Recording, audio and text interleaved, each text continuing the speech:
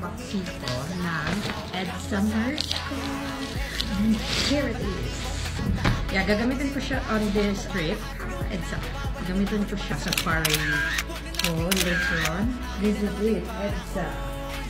And logo ni Kabi. Natagal ko din itong minintay. Ay, may plastic si Boss Pablo.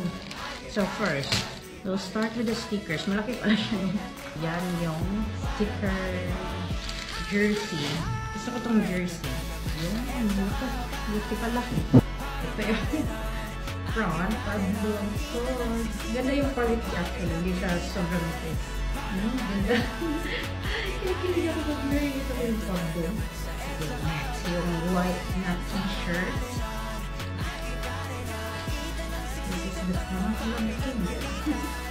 Yung front. And back. So, yes.